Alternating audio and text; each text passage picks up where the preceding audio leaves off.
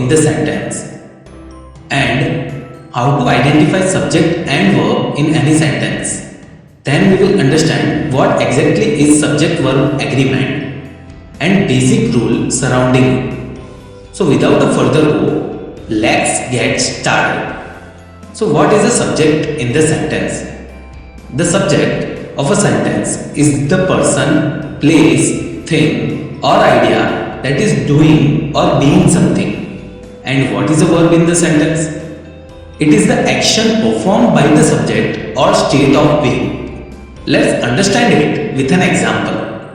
Ajay plays cricket regularly. Now, to identify the subject, ask here who is performing the action of playing. It is Ajay. So, Ajay is the subject here. And to identify the verb, ask the question, what subject is performing? It is playing. So, it is the verb in this case. This way, we can identify the subject and verb in the sentence asking these questions. Now, based on point of view, subject may be in first person, second person or third person. In first person, we have I and we. In second person, we have you. And in third person, we have he, she, it, they. And based on count, subject may be singular or plural. Let's understand the main topic of today. What is subject-verb agreement? For making a sentence grammatically correct, a verb must agree with its subject in number. That is to say, in any sentence, singular subject must have singular verb and plural subject must have plural verb. This is the most general rule. So again I will repeat. Singular subject must have singular verb and plural subject must have plural verb. Please note this statement holds true only when subject is in third person. Now let's look into examples to make things clear. Let's look into example where subject is singular. That monkey eats banana. Here, subject is monkey, which is singular. So, verb will also be singular. In this case, it is eats. Let's look into one more example. This car goes fast. Here, the subject is car, which is singular. Verb will also be singular. In this case, it is goes. Now, let's look into same examples where subject is plural. Those monkeys eat bananas. Here, subject is monkeys, which is plural in form. So, verb will also be plural in form. So, in this case, we used eat. Let's look into the next example. These cars go fast. Here, the subject is cars, which is plural in form. So, verb will also be in plural form. So, please remember this rule. The rule is that singular subject has singular verb and plural subject has plural verb. Please note, we have seen examples only where the third person is used. Now, let's look into examples where subject is not in third person. I read newspaper regularly. Here, I is singular, but verb read is in plural form. Let's look into one more example. We read newspaper regularly. Here, we is in plural form and verb read is also in plural form. So, in case of first and second person, there is no rule of singular subject, singular verb and plural subject must have plural verb. Please remember this concept also.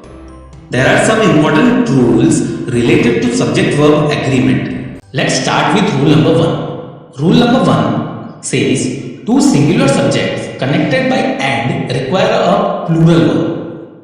I will try to explain this rule with a simple diagram. Here, singular subject 1 is joined with singular subject 2 and it is joined by and. So, it requires a plural verb. For example, gold and silver are a precious metal.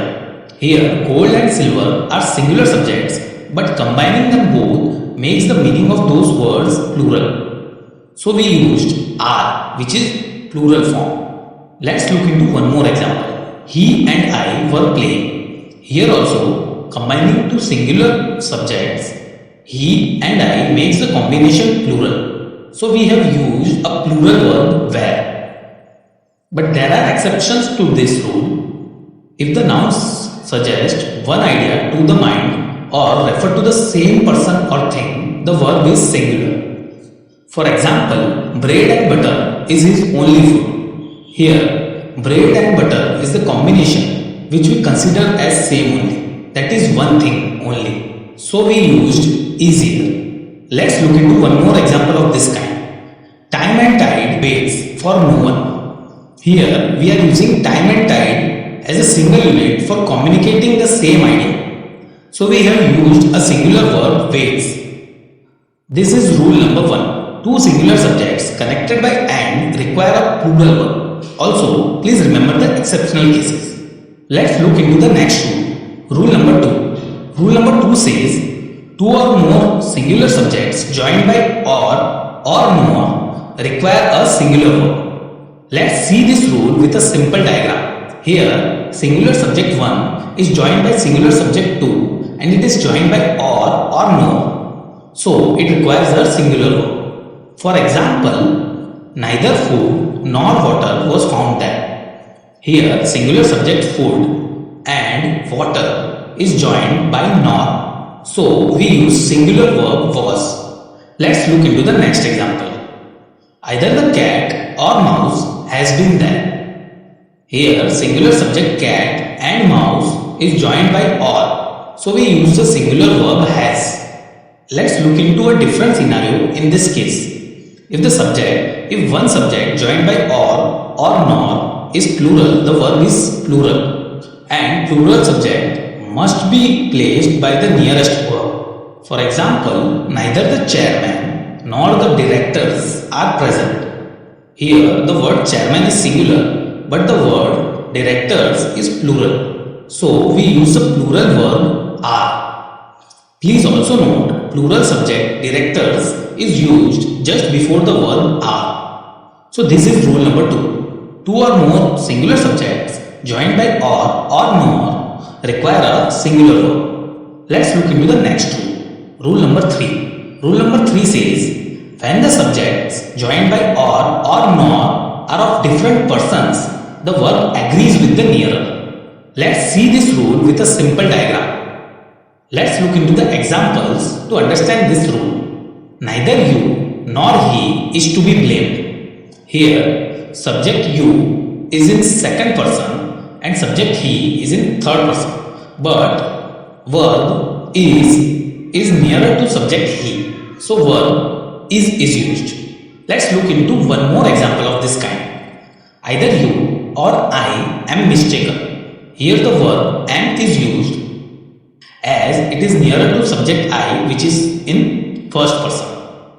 So this is rule number 3. When the subjects joined by or nor are of different persons, the verb agrees with the nearer. Let's look into the next rule. Rule number 4. Rule number 4 says words like either, neither, each, everyone, many must be followed by a singular verb. For example, every one of the boys loves to ride the car. Here we have used a singular verb loves because the word everyone is used here. Let's look into one more example of this kind. Many a man has done so.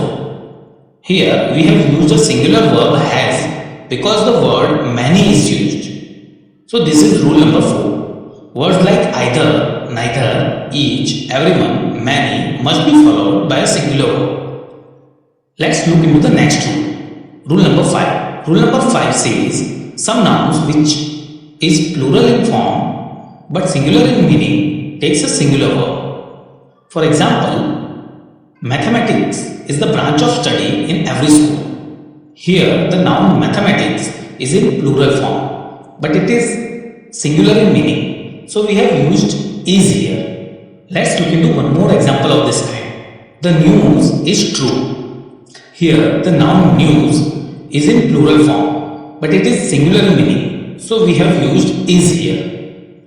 So this is rule number 5. Noun which is plural in form but singular in meaning takes a singular verb. Let's look into the next rule.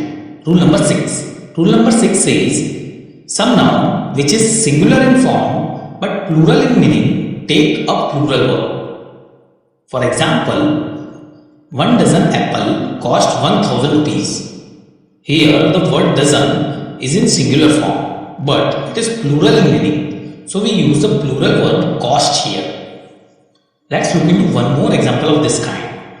The couple is going out this week. Here the word couple is in singular form but it is plural in meaning. So we use the verb are here. So this is rule number 6. Some noun which is singular in form but plural in meaning take a plural verb. These are 6 important subject verb agreement rules you must remember.